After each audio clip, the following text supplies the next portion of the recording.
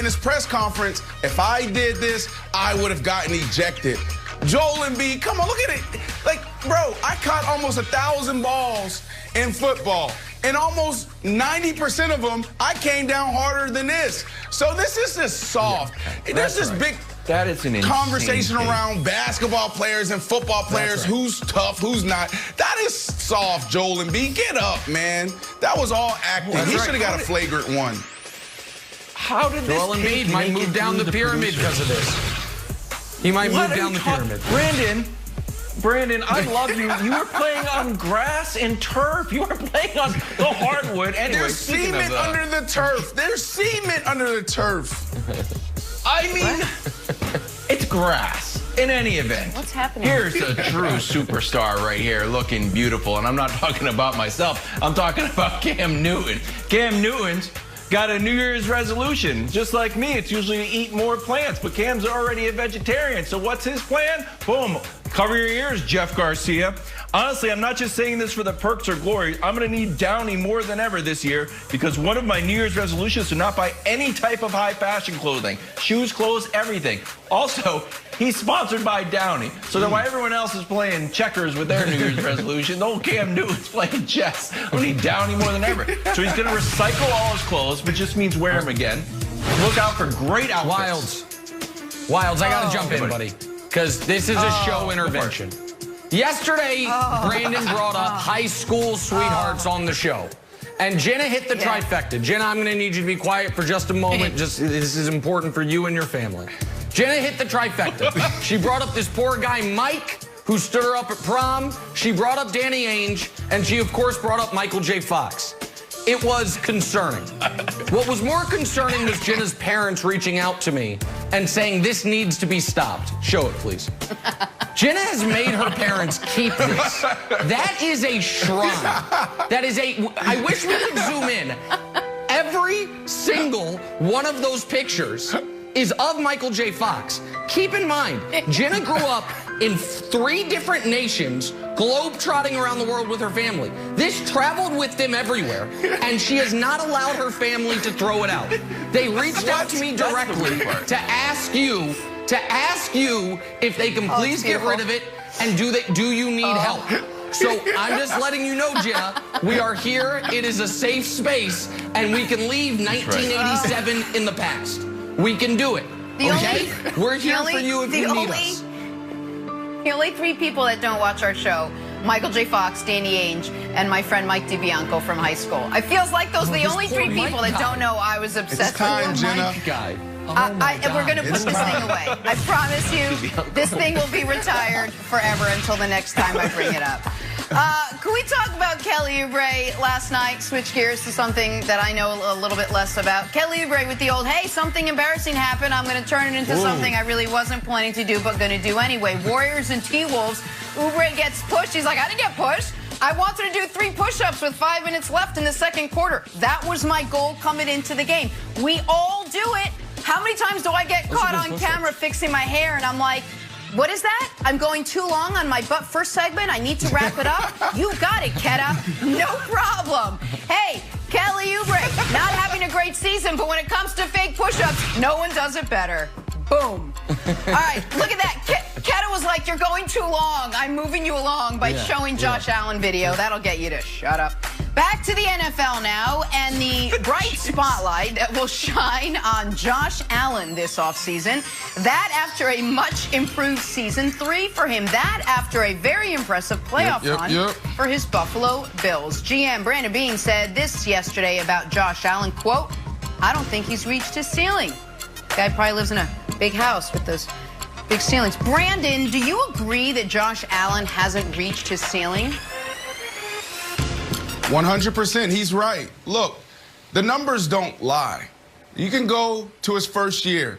He was last in passer rating, last in completion percentage. Fast forward to this year. He's first. He's first. This is the greatest transformation we have ever seen from the quarterback position. And this is not, he's not even in his prime. There's a sweet spot for a professional athlete. When the game slows down, you hear about it all the time. It's like, man, the game is just slow. Tom Brady walks to the line. He knows what the defense is going to do before they do it. Oh, yeah, this defensive coordinator, Coach Spags, you know what? He's been running the same thing on first down, coming out of the red zone for 20 years. So here's where I'm going. I know exactly where I'm going with the ball. He's still working his process. He's still thinking. The best athletes are the athletes that don't think out there. They just react. So that is the sweet spot for a professional athlete in any sports, is when you say, you know what? The game is slow, and now I'm asking my body to do something, and your body reacts. This kid is just now getting started, Nick. I know you've been tough on him, but, brother, I'm telling you, you cannot go into the next season low on this kid. I'm telling you, accept it. He is here to stay and compete with the Kansas City Chiefs and Patrick Mahomes for years to come. Oh, yeah, I hope he continues to compete the way they did on Sunday, 38-6 run. That was a fun competition.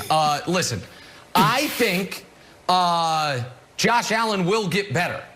I think that any player that is going to have a 10, 12, 15-year career is going to be better in year 7 than they were in year 3. I shouldn't say any player, but particularly a quarterback. You learn more, you understand more, you can do more stuff pre-snap. Your body's not like the other positions where it's likely to get beat up quickly. So I do think Josh Allen can become a better player, but I do not think he will ever have a better season. Josh Allen's going to finish second in the MVP voting. I don't think that'll happen again. Brandon just mentioned it. Josh Allen led the league in completion percentage, was top 4 in basically every major passing stat. I do not see that duplicating. So I think he can get better, but I don't know that his numbers, his team's record at 13-3 will improve along with that. Sometimes you are a little skewed as far as what the stats say and where you actually are at as a player. I also think, Wilds, it's not going to help him anywhere except for, long-term financial security when he checks his online banking, when he goes from making $6 million to $46 million, because what it's going to mean to the pieces around him. So I do think he'll improve, but I don't know that he will ever have a better statistical year, 13-3, second in MVP voting, and some folks saying he was the best quarterback in the conference. I don't see that coming again, Wilds. Yep. Okay, mid-segment tease. You know what's interesting?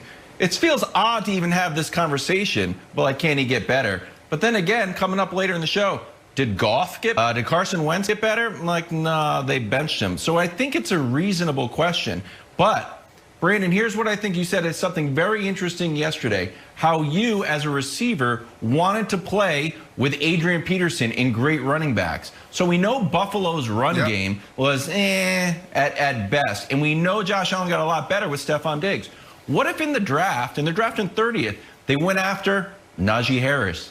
And they added a big star running back to that offense. And I know you're thinking like, Najee Harris not going to be there.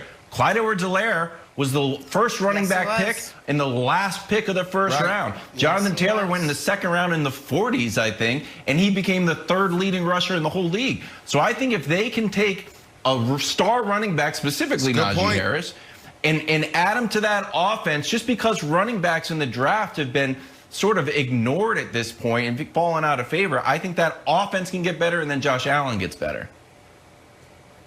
Yeah, I agree with you. A quarterback's best friend is the running game. They don't need to dominate in the run game. They just need to have some balance. We know what Brian Daboll is. Brian Daboll, he's going to line up in 10 personnel, 4 wides, 1 running back, and that's what he's going to do, and he's going to get after it. But if they can establish the run and just keep teams on their heels, this will be a better offense. And that's another big thing for this kid and why he's going to continue to develop. Brian Daboll should be a head coach. Brian Daboll didn't get one of those 7 jobs that was open. So now you have the chemistry still there. They're going to develop and continue to build on that. We talked about this yesterday with Tom Brady and Bill Belichick. Tom Brady was in the same system for 20 years. So if you can continue to just infuse that DNA, Brian Daboll's DNA, Jenna, into this offense, into this organization before he gets his head coaching gig, it's going to be better for this kid. So I would really like this move by the Buffalo Bills doubling down on Josh Allen. All right.